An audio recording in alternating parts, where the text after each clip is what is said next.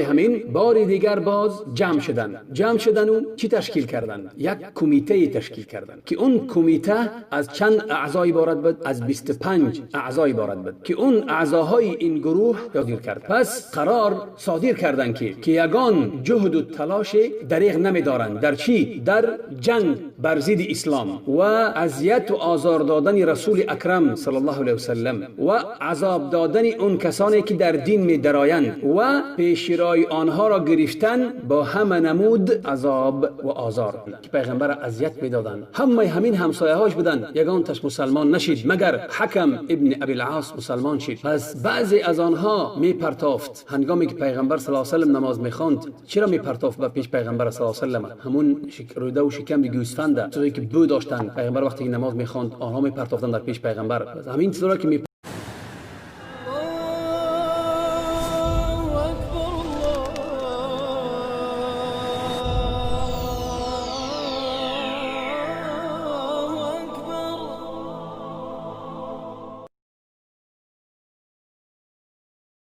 بسم الله والحمد لله والصلاة والسلام على رسول الله صلى الله عليه وسلم. اللهم اشرح لي صدري ويسر لي أمري واحلل عقدة من لساني يفقه قولي. أما بعد، السلام عليكم ورحمة الله وبركاته.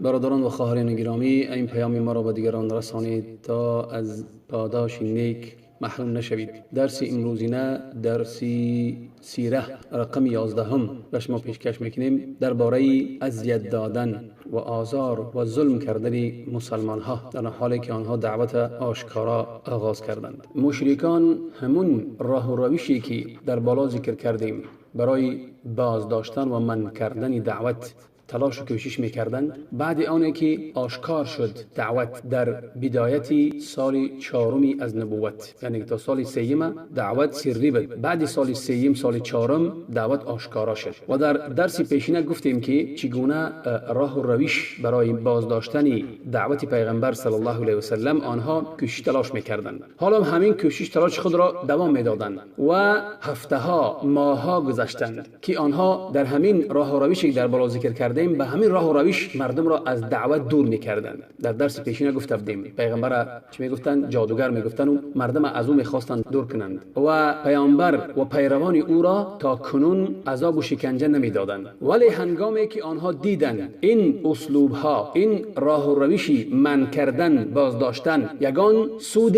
فایده نبخشید برای آنها، برعکس برای که دعوت من کردن یگان سود نبخشید، برعکس دعوت بیشتر گسترش یافت. برای همین این راه و روشی که در بالا بود که مردم میگفتن که پیغمبر جادوگر است و مردم چی از پیغمبر دور میکردن، این راه و روششون یگان سود به آنها نبخشید. برای همین بار دیگر باز جمع شدن و چی تشکیل کردن؟ یک کمیته تشکیل کردن که اون کمیته از چند اعضای عبارت بود؟ از 25 اعضای عبارت بود که اون اعضاهای این گروه یا که این کمیته یا که این لجنه از بزرگان و سروران قریش عبارت داشت. رئیس این لجنه یا که این کمیته کی بود؟ ابو لهب عمکی پیامبر بزرگوار صلی الله علیه و سلم. بعدی مشورت و اندیشه و بررسی کردن خلاصه این کمیته یا که این لجنه یک قرار نهایی برآورد، قرار نهایی بر ضد رسول اکرم صلی الله علیه و سلم و بر ضد یارانش چی کرد؟ قرار صادر کرد. پس قرار صادر کردن که یگان جهد و تلاش دریغ نمیدارند در چی؟ در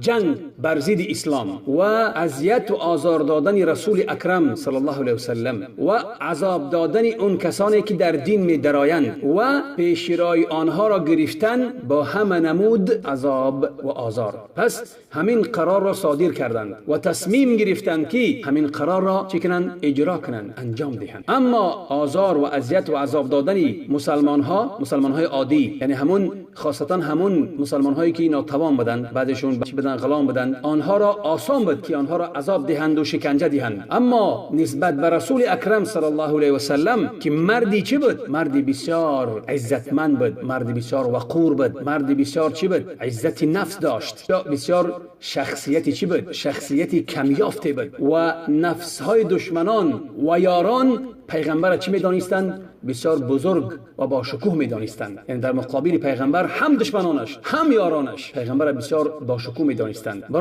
برای پیغمبر صلی الله علیه و آله بسیار اخلاق نکو داشت، در مقابل بدی نیکی میکرد. برای همین آنها بسیار پیغمبر صلی الله علیه و آله حتی دشمناش پیغمبر چی بزرگ میدانستند. و ضدی این گونه مردی سزاوار و شایسته هیچ کس جرأتی کاری زشت و کاری پست را نمیکرد مگر اون انسانهایی که انسانهای پست و زشت و قبیح بودند و بسیار سفیه بودند. همون خیل انسانها با ضد پیغمبر مبارزه می‌برد و در حالی که پیغمبر بزرگوار صلی الله علیه و آله در چی بود؟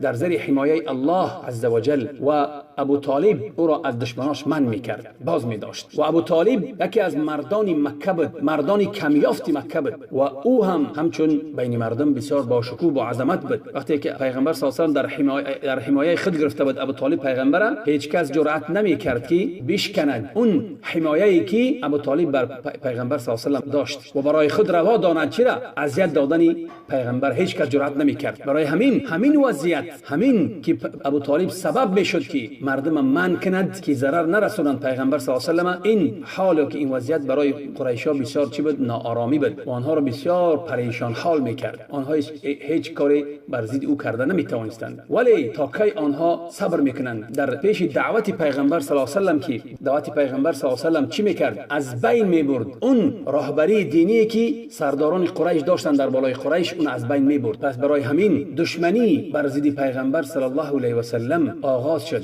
و با راهبری ابولهب. این موقفی که ابولهب داشت، این از همون روز اولی که پیغمبر صلی الله علیه و سلم دعوت میکرد، از همون روز دشمنی ابولهب پیغمبر آغاز شده بود. پیش از آنی که قریش دشمنی کند که امکی خودش دشمنی میکرد پیغمبر صلی الله علیه و سلم. برای چی؟ برای دعوت به حق کردنش. و چه در بالا گفتیم که در وقتی که همرا دعوت کرد پیغمبر صلی الله علیه و سلم در خانش، ابولهب خیست و پیغمبر چی گفت؟ و آنچه که در بالای کوه صفا پیغمبر همرا دعوت کرد و بعد خیست و بعد ابولهب گپ‌های ناجا و قبیح زد. و در بعض روایت ها هست که وقتی که پیغمبر صلی الله علیه و سلم به کوه صفا برآمد، ابولهب یک سنگ گرفت و پیغمبر به همون سنگ زد. و دو فرزند ابولهب، عتبه و عتیبه، دو دختری پیامبر بزرگوارمان را به زنی گرفته بودند، رقیه و ام کلثوم. پیش از چی؟ پیش از پیامبر شدن محمد صلی الله علیه و سلم. وقتی که پیامبر به پیغمبری برگزیده شد، پس ابولهب امر کرد فرزندان خود را، عتبه و عتیبه را که دختران پیغمبر رقیه و ام کلثوم چی با یک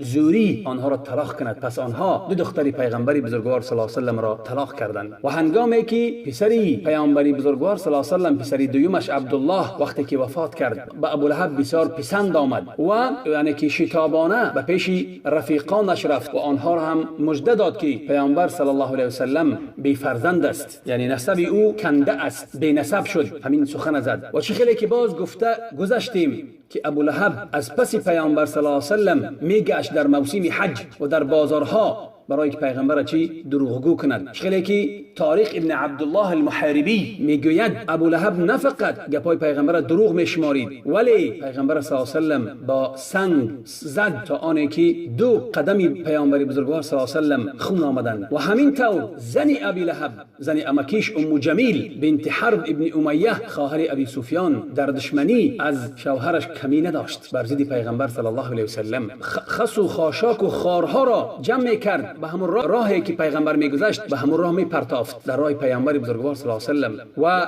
در پیش دروازش شب می آمد و میپرتافت پیغمبر از ضرر رسوند. و بسیار زنی چی بود؟ بسیار زنی زبان دراز بود، گپای زشت میزد، بسیار گپ باف و چی بود؟ زبانی دراز و زبانی زشتی داشت، گپای ناجا و ناسزا میزد و بسیار فتنه انگیز هم بود و قریشیان را بر ضد پیغمبر به شورش میبرداشت، به جنگ بر ضد پیغمبر آنها را تشویق و ترغیب میکرد. الله عز و جل در قرآن او را به چه وصف داده است؟ بردارنده چوب. و هنگامی که شنید که سوره مسد به پیامبر فرو فرستاده شد به واسطه وحی تبت و پیغمبر در مسجد در نزد کعبه با همراهی ابوبکر نشسته بودند و ام جمیل همسر ابولهب در کفش سنگ ها را جمع کرده آمد به پیش کی؟ به پیش پیغمبر و ابوبکر. پس الله عز و جل بینایی چشم او را گرفت. وقتی که پیش پیغمبر آمد و که ابوبکر پیامبر ندید، الله همون بینایی چشمش گرفت، پیغمبر ندید و ابوبکر دید. پس گفت ای ابوبکر در کجاست؟ یعنی یاری تو، یعنی محمد صلی الله علیه و سلم. من شنیدم که او درباره من سخنایی میگوید. یعنی همون درباره چی؟ درباره همون سوره نازل شده بود، سوره مسد. با الله قسم اگر او را من دریافت کنم با همین سنگ ها در دهانش میزنم صلی الله علیه و سلم. پس شعری گفت درباره پیغمبر صلی الله علیه و سلم و پس بازگشت و برفت. ابوبکر به پیغمبر صلی الله علیه و سلم گفت که آیا تو ندیدی او را که او تو را دید؟ پس پیغمبر چی گفت؟ او مرا ندید. الله عز و جل همون بینایی چشم را گرفت و مرا ندید. خلاصه ابو لهب همین عملهای زشت برای پیغمبر صلی الله علیه و سلم بر ضد او انجام میداد، در حالی که او امکیش بود و همسایش بود، همسایه در بدرش بود و دیگر از همسایگان دیگری پیغمبر صلی الله علیه و سلم پیغمبر هم در خانش اذیت میدادند. خیلی که ابن اسحاق میگوید که از نفرانی که پیغمبر صلی الله علیه و سلم اذیت میداد در خانش ابو لهب و الحکم ابن ابی العاص ابن امیه و عقبه ابن ابی معیط و عدی ابن حمراء الثقفی و ابن الاصداء الحذلی، همه اینها همسایه‌هاش بودند که پیغمبر اذیت میدادند. همین همسایه‌هاش بودند، یگان تاش مسلمان نشید مگر حکم ابن ابی العاص مسلمان شد. پس بعضی از آنها میپرتافت هنگامی که پیغمبر صلی الله علیه و سلم نماز میخواند. چرا میپرتافت به پیش پیغمبر صلی الله علیه و سلم؟ همون روده و شکم گوسفند چیزی که بو داشتن پیغمبر وقتی که نماز میخواند آنها میپرتافتند در پیش پیغمبر. همین چیزا که میپرتافتند پیغمبر صلی الله علیه و سلم در پیش نمازش میپرتافتند. پیغمبر بعضی وقت سنگ میگرفت در پیش میموند و همچون ستره برای خود نماز میگذاشت. پس همین چیزا وقتی که میپرتافتند پیغمبر صلی الله علیه و سلم میبرآمد به پیش دروازش و در پیش دروازش می ایستاد و می گفت ای بنی عبد مناف، این چه همسایگی هست؟ پس همون چیزایی که روده و شکم گوسفند میگرفت و به بیرون میپرتافت. و عقبه ابن ابی معیط بسیار مردی چی بود؟ مردی بدبخت و خبیث بود. خیلی که امام بخاری از عبدالله ابن مسعود رضی الله عنه روایت میکند که پیامبر بزرگوار صلی الله علیه و سلم در پیش خانه کعبه نماز میگذاشت و ابو جهل و یاران او نشسته بودند. پس بعضی آنها برای بعضشان گفتند کدام شما میرود و یعنی روده همون گاو و گوسفند و همینا رو میگیرد و از بنی فلانی را، پس او را در بالای پشت محمد صلی الله علیه و سلم میگذارد وقتی که خواست سجده کند. ببین تا این درجه پیغمبر حتی نمازگزاری نمیماندند که هنگامی که سجده کرد همون چیزای افلاس شکم و روده و همون چیزا افلاسی همون چیزا گیر در بالای پشتش مانند. پس یکی از همون بدبخترین آنها گفت که عقبه ابن ابی معیط بود، گفت که من همین کار انجام میدهم. پس آمد و پس نگریست حتی که پیامبر بزرگوار صلی الله علیه و سلم سجده کرد و عقبه ابن ابی معیط گرفت و چرا همون چیزای زشت در پشتش در همین پس گردنش انداخت. و ابن مسعود گفت که من نگاه میکردم و هیچ کار از دستم نمی آمد. اگر که من میتونستم حمایت کردن پیغمبر حمایتش میکردم. آنها وقتی که این کار کردند دیگراشون سر می جنباندند و میخندیدند از کبر و از غروری که آنها داشتند. و پیغمبر بزرگوار صلی الله علیه و سلم چی بود؟ در سجده بود و سرش نبرداشت تا آنی که فاطمه رضی الله عنها او را دید و پیش پیغمبر آمد. پس همون چیزها را گرفت و از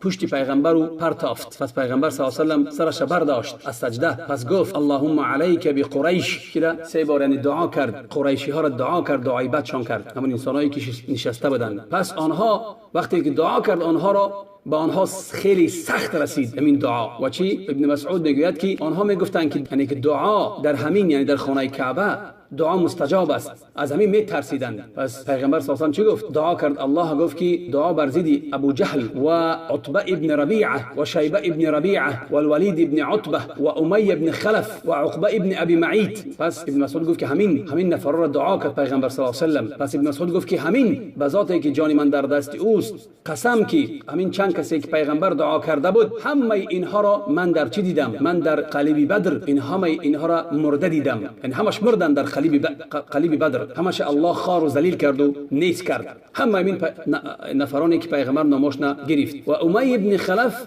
هنگامی که پیغمبر بزرگوار صلی الله علیه و سلم میدید عیب جویی میکرد با دست و با اشارت و با چشم و در باره او سوره همزه نازل شد. خیلی که الله میگوید ویل لکل همزه لمزه، هلاک بر هر یک کسی که عیب جویی میکند و طعنه میزند. ابن هشام میگوید همزه معناش همین است که دشنام دادن مرد با آوازی بلند در پیش مردم و او را پس دادن و چشمک زدن در پیش مردم. و لمزه اون کسی که مردم عیب جویی میکند ولی در سری و اذیت اذیت میدهد، یعنی پنهانی. اما برادرش ابی ابن خلف و عقبه ابن ابی معیط یک جای بودند و عقبه ابن ابی معیط روز نزدیکی پیغمبر صلی الله علیه و سلم آمد و نشست. وقتی که دید که او نشسته است و ابی ابن خلف دید که عقبه نشسته است در پیش پیغمبر گوش میدهد، پس که عقبه را سرزنش کرد و طلب کرد از عقبه که توف کند در روی پیامبر بزرگوار صلی الله علیه و سلم. پس عقبه این کار کرد، توف کرد خبیث. و ابی ابن خلف همچنان پیغمبرم اذیت داده بود، یک استخوانی را گرفت و به سوی پیغمبر صلی الله علیه و سلم چی کرد؟ پرتافت. و اخنس ابن شریق الثقفی، این انسانی خبیث هم پیغمبر بزرگوار صلی الله علیه و سلم را اذیت میداد، آزار میداد. و قرآن و الله عز و جل او را در قرآن وصف داده است به 9 صفت که در اون صفت ها در این انسان بودند. اخنس ابن شریق، خیلی که الله عز و جل در سوره قلم میفرماید آیت 10 تا 13: ولا تطع كل حلاف مهین هماز مشاء بنمیم مناع للخير معتد اثیم عتل بعد ذلك زنیم. الله در قرآن وصف میدهد و میگوید که و از هر فرومایه که بسیار سوگن یاد میکند پیروی مکن. آن که عیب جوست صفتاش و برای سخنچینی در جنب و جوش است، سخت بازدارنده مردم از کار خیر و متجاوز و گناهگار است. علاوه بر اینها درشت خوی و سنگین دل، انگشت نما به بدی ها است و به اصل و خویش و تبار است. خلاصه همین صفت های بد را داشت. انسانی پست، قسمخور، عیب جوی، خیر من میکرد از مردم. باز خود را دعوا میکرد که او از چی است؟ از قریش است، ولی از قریش نبود. و ابو جهل گاهای می آمد پیش رسول اکرم صلی الله علیه و سلم و از او قرآن گوش میداد. پس میرفت و ایمان نمی آورد و نه پیروی میکرد و نه یک آداب میگرفت و نه میترسید و اذیت میداد رسول اکرم صلی الله علیه و سلم با چی؟ با سخن. و باز میداشت مردم را از راه الله و میرفت و با یک تکبری راه میگشت و فخر میکرد. به همون مرتکب شدن گناه فخر میکرد، گویا که یک کاری نیکی را کرده است که او را در آینده یاد میکنند، ولی در آینده او را یاد میکنند، ولی به چی؟ به کفر و به گپای زشت و به گپای بدرشت خوییش و کافریش. خیلی که آیت نازل شد فلا صدق ولا صلى، نه صدقه میکرد و نه نماز میگذاشت. و پیغمبر من میکرد، باز میداشت از نمازگزاری در مکه. از کم روزی که پیغمبر نماز میگذاشت، از همون روز اول او را از نمازگزاری در کعبه و روزی به پیشی خانه کعبه میگذشت که پیغمبر نماز میگذاشت در پیش مقام. پس گفت ای محمد، آیا من تو را من نکرده بودم از همین، یعنی از نمازگزاری؟ پس بسیار تهدید و سخنهای بدی گفت، سخنهای درشتی گفت. پس پیامبر بزرگوار صلی الله علیه و سلم هم در برابر این سخنها به او سخنهای سختی گفت و او را سرزنش کرد. پس گفت ابو جهل ای محمد، به چه چیز تو مرا تهدید میکنی؟ الله قسم که من در همین وادی از همه بیشتر، یعنی که پیروان دارم، یعنی که یاران دارم، اگر ندا کنم همه همین وادی پر می شود. پس خیلی که میگوید الله در قرآن میبیارد می آیت فلیدع نادیه. پس الله چی میگوید؟ بگذار او هم نشینان و هم مجلسان خود را صدا بزند و به کمک بطلبد تا او را در جنگ بر ضد مؤمنان یاری بدهند. در روایت دیگر از پیغمبر بزرگوار صلی الله علیه و سلم که پیغمبر از دو گریبانش گرفت و او را یک لرزاند. پس پیغمبر صلی الله علیه و سلم گفت برای او که اولا لك فاولا ثم اولا لك فاولا. پس پیغمبر صلی الله علیه و سلم به ابو جهل گفت اولا لك فاولا ثم اولا لك فاولا. پس همین آیت نازل شد ای عذاب الهی برای تو شایسته‌تر است، شایسته‌تر، پس باز هم شایسته‌تر است، شایسته‌تر، یعنی او را تهدید کرد. پس دشمنی الله گفت تو مرا تهدید میکنی ای محمد صلی الله علیه و سلم؟ به الله قسم که نمیتوانی، نه تو و نه پروردگارت برای من ضرری برای من برسانی و من عزتمندترین انسانی هستم که بین همین دو کوه راه میروم، یعنی میگردم. لعنت الله علیه، لعنت باد بر تو ای ابو جهل به این سخن زشتی که میزدی. ابو جهل از همین احمقی که داشت بعد همین سرزنش پیغمبر هم صلی الله علیه و سلم عبرت نمیگرفت، ولی بدبختی او باز زیادتر میشد. خیلی که در حدیث امام مسلم از ابی هریره رضی الله عنه فرمودند که ابو جهل گفت که محمد یعنی روی خود را در بین شما پر غبار میکند، ای سجده میکند، نماز میخواند، منظورات که نماز میخواند. پس گفته شد بله. پس گفت باللات و عزا قسم، اگر من او را دیدم که بار دیگر نماز خواند، پس با قدم خود را بالای گردن او میگذارم و رویش را در خاک زیر میکنم. همین سخن گفت. پس روز آمد که پیغمبر صلی الله علیه و سلم نماز میگذاشت. پس دعوا کرده بود که من با یعنی که بالای گردن او زیر میکنم با پایم. و هنگامی که به پیش پیغمبر صلی الله علیه و سلم نزدیک شد، خواست که پیش پیغمبر رود و با پایش در بالای گردن زیر کند، پس به عقب روان شد و با دستاش چیزی را من میکرد، یعنی حرکت‌ها را انجام داد. پس گفتند به تو چی شد ای ابوالحکم؟ پس گفت که بین من و بین پیامبر صلی الله علیه و سلم یک چقوری است که چقوری که در اون چقوری آتش است، و گفت که باز بالهایی هستند، یعنی معنی که ملائکه های بدن. پس پیغمبر صلی الله علیه و سلم گفت اگر که پیش من نزدیکتر می آمد، فرشته ها او را پاره میکردند. پس همه این حمله ها، دشمنی ها، شکنجه ها در برابر کی بود؟ در برابر محمد پیامبر بزرگوارمان صلی الله علیه و سلم. با وجود اینکه او چگونه شخصیتی ناتکرار و بی‌نظیر بود و بسیار مردی با شکوه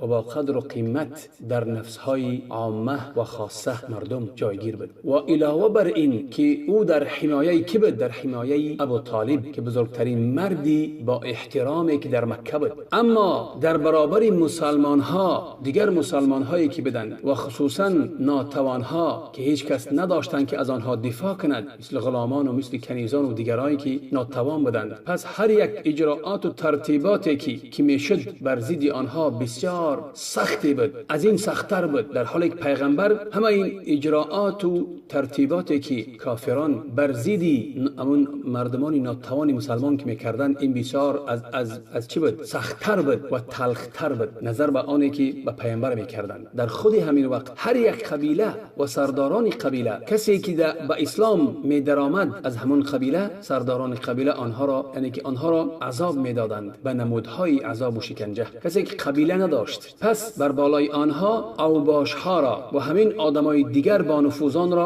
نفوذان به آنها چی اذیت و آزار آنها را میدادند. دل انسانی حلیم و خیرتمند میترسد به یاد آوردن همون عذاب ها و شکنجه ها را که آنها میدادند مسلمان ها را. و ابو جهل هنگامی که میشنید که یک مرد مسلمان شده است و اون مردی با نفوذ است، مردی بزرگ قبیلش است، با سراتمند است، قدر و قیمت دارد در قبیلش، او را خارزار میخواست کند و او را تهدید میکرد که او را در مالش زیان میرساند. یعنی ببین حتی تهدید در چی میشه؟ در مال انسان، در مال و جانش تهدید میکردند. اگر که این انسانی ناتوان بود، پس او را میزد و مردم دیگر را مغرور میساخت که اذیت دهند، همون مسلمان های ناتوان بودند. همین گونه امکی عثمان ابن عفان او را در حصیر، که اون حصیر از برگهای چی بود؟ برگهای خرماه، او را میپیچانید و از زیر او دود میانداخت که عذاب دهد عثمان رضی الله عنه را. یعنی با امو کشیدن او را میپیچید و دود میانداخت که عذابش دهد. همین خیلی دیگر مادر ام مصعب ابن عمیر وقتی که دانست که او مسلمان شده است، به او دیگر خوراک نمیداد، از خانش او را راند که مصعب یک مرد از چی بود؟ از قریش، یک مرد بسیار در ناز و نعمت بود، بهترین زندگی داشت در قریش وقتی کافر بود. پس زانی که او را اذیت و شکنجه دادند، از خانه راندند، پس حتی پوست تنش میریخت، مثل که مار پوست خود را میپرتاید. همین خیلی عذاب و شکنجه دید. و بلال که مولای کی بود؟ مولای امیه ابن خلف بود و امیه ابن خلف در گردن او ریسمان را میبست. پس ریسمان را میبست، بند همون ریسمان را به کی میداد؟ به کودکان میداد که کودکان او را میگرفتند و در گرد کوههای مکه او را تاب میدادند، حتی که اثر همون ریسمان در گردنش میماند، پی همون ریسمان. و امیه ابن خلف سخت همون ریسمان را میکشید و با عصا او را میزد و مجبورش میکرد که در گرمی های سخت، گرمی های آفتاب، گرمی سخت بود، او در همون گرمی نشیند. یعنی مجبور میساخت او را و گرسنش میماند و از همه همه این شکنجه ها و عذاب ها سختتر چی بود که وقتی که پیشین میشد، وقتی گرمی سخت میشد، بلال ابن رباح می برآورد به چی؟ به همون بیابان و همون ریگی گرم که میشد در بطحای مکه. پس امر میکرد که یک سنگی بزرگی را بیارند و او را به پشت میماندند و به بالاش یک سنگی بزرگی را در بالای سینه‌اش میگذاشتند. میگفتند که تا هنوز همین گونه عذاب میدهیم تو را تا آنی که بمیری یا که کفر بیورزی به محمد صلی الله علیه و سلم و عبادت کنی لات و عزا را. پس میگفت در همون حالی که او بود میگفت که احد الله یکتاست. حتی وقتی که ابوبکر به پیش او گذشت روزی و همه این کارهایی که آنها میکردند این را دید، پس او را چی؟ او را خرید به یک غلامی سیاه پوستی دیگر، یا که قول دیگر گفته می شود که او را به 7 اوقیه یا که به 5 اوقیه از نقره او را خرید و او را آزاد کرد. که یک اوقیه این چی است؟ قریب 200 گرم می شود. اگر حساب کنیم 7 اوقیه چند می شود؟ قریب 1 کیلو چند از نقره او را خرید و آزادش کرد. همه خیلی دیگر عمار ابن یاسر رضی الله عنه مولای بنی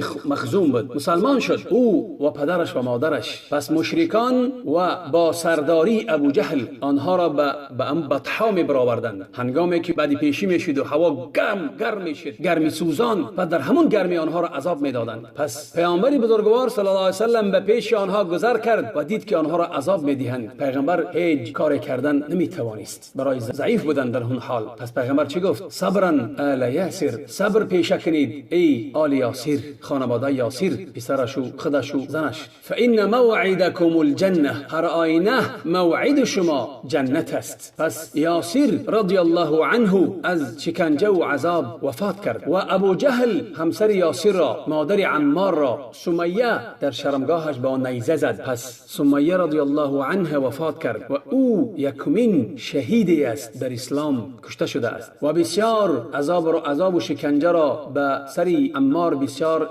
سختتر کردند، در گرمی و گذاشتن چی؟ سنگ گرم در سینه‌اش، یعنی همون نمودهایی از عذاب. گاهی به غرق کردن عذاب میدادند، میگفتند که ما تو را ترک نمیکنیم تا آنی که تو محمد را دشنام ندهی، یا که بگویی که درباره لات و عزا سخنی نیک بگویی، درباره همون چیاشون، خداهاشون، خدای بافتشون. پس از سببی که عذاب را سخت دادند، طاقتش طاق شد، از روی مجبوریش موافقت کرد و همین گپا را زد و پیش پیغمبر گریان آمد. پیغمبر را دشنام کرد، پیش پیغمبر آمد و عذرخواهی کرد از پیغمبر بزرگوار صلی الله علیه و سلم. پس آیت نازل شد. الله عز و جل میفرماید که من کفر بالله من بعد ایمانه الا من اکره وقلبه مطمئن بالایمان. الله میفرماید کسانی که پس از ایمان آوردنشان کافر میشوند، بجز آنانی که تحت فشار و اجبار وادار به اظهار کفر میگردند و در همان حال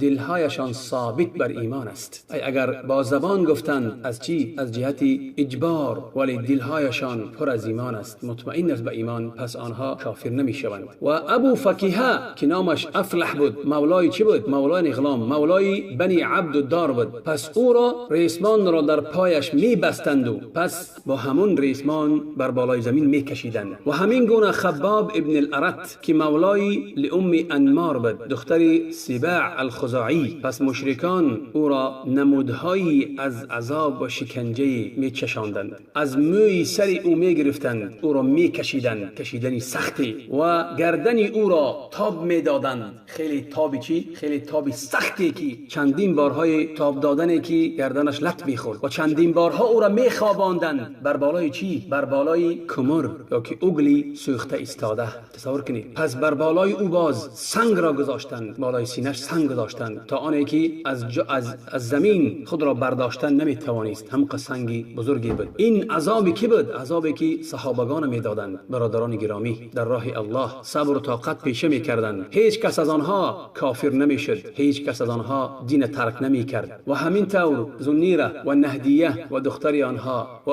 عبیس که آنها کنیز بودند مسلمان شدند. مشرکان آنها را بسیار نمودهای از عذاب میچشاندند. همین گونه کنیز از بنی چی؟ از بنی مؤمل مسلمان شد که آنها از بنی چی بودند؟ از بنی عدی، یک قبیله از بنی عدی بودند. و عمر ابن الخطاب رضی الله عنه در وقتی که مشرک بود او را میزد، همون کنیزه، و حتی وقتی که از زدن خسته میشد میگفت که من تو را ترک نمیکنم تا آنی زمانی که کفر نورزی. همین گونه ابوبکر رضی الله عنه همه همین زنهایی که کنیز بودند و دخترای کنیز بودند مسلمان شده بودند، همه آنها را می خرید و آنها را رها می کرد. همین گونه بلال آزاد کرد و عامر ابن فحیر را آزاد کرد و مشرکان بعضی از صحابگان دیگری را در پوستی شتر و در پوستی گاو تاب می دادند، یعنی در پوست می انداختند و آنها در درون پوست تاب می دادند. پس آنها را در همون گرمی که مثل گرمی پیشین است، چقدر سخت وقت